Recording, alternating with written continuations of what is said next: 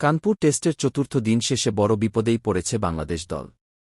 ঝোড়ো ব্যাটিং করে ভারত ইনিংস ঘোষণার পর শেষ বেলায় দ্বিতীয় ইনিংসে ব্যাটিংয়ে নেমে ২৪ রান তুলতেই ২ উইকেট হারিয়ে বসেছে টাইগাররা। সফরকারীরা ভারতের চেয়ে এখনও পিছিয়ে আছে ২৪ রানে।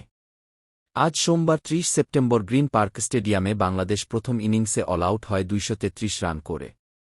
জবাবে ব্যাটিংয়ে নেমে মাত্র ৩৪ ওভার ৪ বল মোকাবিলা করে ৯ উইকেটে ২৮৫ রান তুলে ইনিংস ঘোষণা করে ভারত।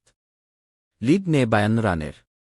দ্বিতীয় ইনিংসে পিছিয়ে থেকে ব্যাটিংয়ে নেমে ১৮ রানেই ওপেনার জাকির হাসানকে হারায় বাংলাদেশ। রবিচন্দ্রন অশ্বিনের বলে এলবিডব্লিউ হয়ে সাজঘরে ফেরেন ১০ রান করা জাকির। রিভিউ নিলেও বাঁচতে পারেননি এই বাঁহাতি ব্যাটার। পরে উটকো ঝামেলায় না পড়তে নাইট ওয়াচম্যান হিসেবে নামানো হয় হাসান মাহমুদকে। তবে সাদমান ইসলামের সঙ্গে নিরাপদে দিনের খেলা শেষ করে আসতে পারেননি এই বোলার। ৪ রান করে অশ্বিনের বলে বোল্ড হন তিনি। আগামীকাল মঙ্গলবার ১ অক্টোবর টেস্টের শেষ দিনে মুমিনুল ইসলাম ০ রান সঙ্গে নিয়ে দিনের খেলা শুরু করবেন এবং সাদমান শুরু করবে ৭ রান নিয়ে।